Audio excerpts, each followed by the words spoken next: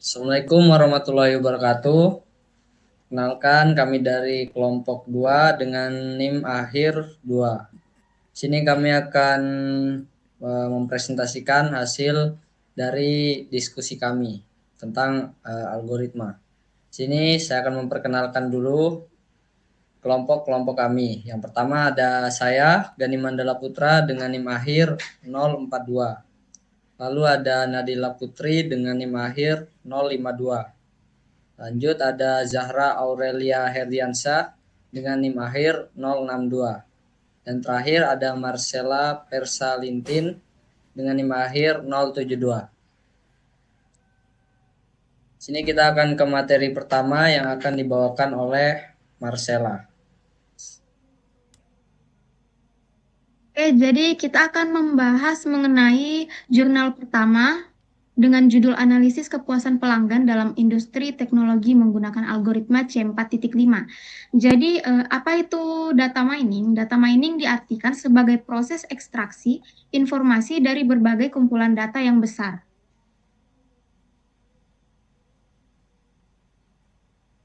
Lalu algoritma C4.5 adalah sebuah cara yang digunakan untuk membuat keputusan dalam bentuk pohon keputusan.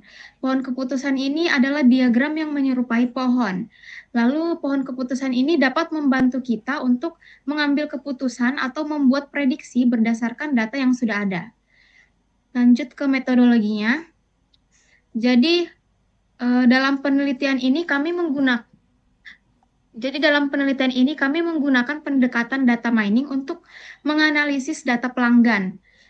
Nah, proses ini terdiri dari beberapa tahapan, mulai dari yang pertama itu ada pembersihan data atau cleaning data. Jadi cleaning data ini adalah proses pembersihan data yang tidak konsisten atau tidak relevan dengan penelitian. Lalu ada integrasi data. Integrasi data ini untuk menggabungkan data dari berbagai sumber menjadi satu data utama yang akan dianalisis. Lalu ada transformasi data. Transformasi data ini akan mengubah format data agar sesuai dengan kebutuhan dalam penelitian. Lalu ada evaluasi pola untuk menganalisis pola yang ditemukan dalam data untuk mendapatkan insight atau nilai. Lalu ada presentasi pola untuk menyajikan hasil pola yang ditemukan sebagai dasar untuk pengambilan keputusan bisnis. Nah, proses ini bertujuan untuk mengekstrak informasi dari data yang besar dan menemukan pola yang relevan. Lanjut. Lalu ada analisis kepuasan pelanggan. Jadi, kami menggunakan algoritma C4.5 dalam decision tree, yang mana algoritma ini dikenal sangat baik dalam mengklasifikasikan data dan memprediksi hasil berdasarkan pola yang ditemukan. Mungkin ini saja, selanjutnya akan dijelaskan oleh teman saya. Terima kasih kepada Marcella telah menjelaskan bagian pertama. Selanjutnya ini akan dibawakan oleh Zahra. Baik, izin masuk. Di sini saya akan menjelaskan yang pertama, yaitu mengenai survei ini mencakup 3 variabel utama. Jadi yang pertama ada tanggapan terhadap jasa servis. Di sini itu untuk mengukur persepsi pelanggan terhadap kualitas layanan yang diterima. Yang kedua itu ada kualitas layanan yang diberikan, yaitu untuk menilai standar dan kehandalan layanan yang disediakan oleh pusat servis.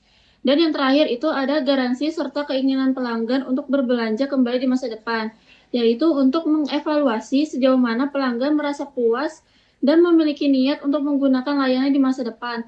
Nah, dari analisis ketiga variabel ini akan memberikan wawasan yang lebih dalam tentang faktor-faktor yang mempengaruhi kepuasan pelanggan dan loyalitas mereka. Selanjutnya itu ada hasil penelitian. Nah, setelah menerapkan metode C4.5 dengan bantuan Rapid Miner, hasil analisis menunjukkan bahwa model yang digunakan memiliki tingkat akurasi yang tinggi.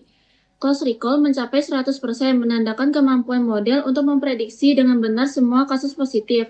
Nah, recall yang tinggi dekat dengan 100% berarti model dapat menangkap hampir semua kasus positif, sehingga penting untuk situasi di mana kehilangan contoh positif, misalnya pelanggan yang puas, dapat memiliki konsekuensi yang serius.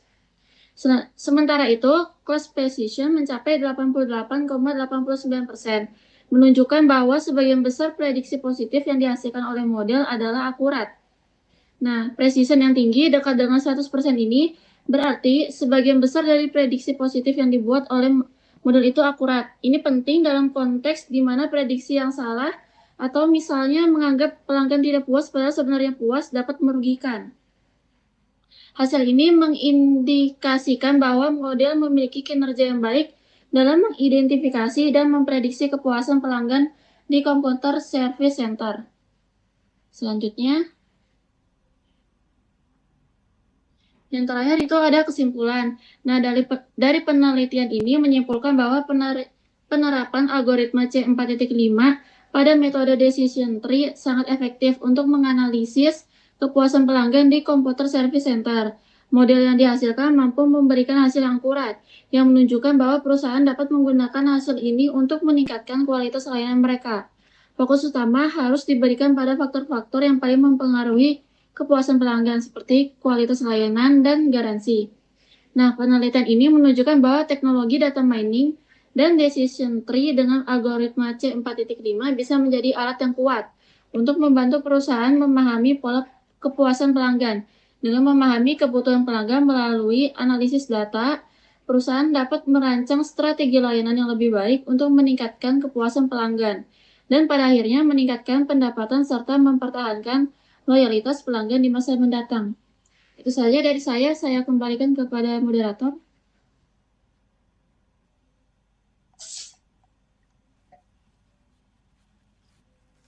Oke, itu dia tadi algoritma yang pertama. Selanjutnya ini ada algoritma yang kedua, yaitu algoritma KNN yang akan saya bawakan. Oke, apa sih algoritma KNN itu? Jadi KNN ini adalah K-nearest neighbor atau disingkat KNN. Ini merupakan salah satu metode klasifikasi dalam machine learning yang umum digunakan karena mudah dan praktis untuk diimplementasikan. Ya, jadi karena ini nih mudah dan juga praktis, jadi umumlah digunakan oleh orang-orang. Nah, metode KNN ini dikembangkan menjadi metode Modified K-nearest neighbor atau MKNN agar hasil klasifikasi lebih akurat dan diharapkan dapat diperoleh hasil akurasi KNN. Next. Nah, jadi di sini kita mengambil yaitu penerapan pada klasifikasi kualitas air tanah. Nah, para peneliti ini melakukan penelitian untuk menguji kualitas air menggunakan MKKN. Nah, pertama itu langkah-langkah yang dilakukan itu adalah dengan perumusan masalah, yaitu dengan menyiapkan data tes yang berisi fitur dan juga label. Selanjutnya ada signifikansi penelitian, yaitu menentukan tentang penelitian ini.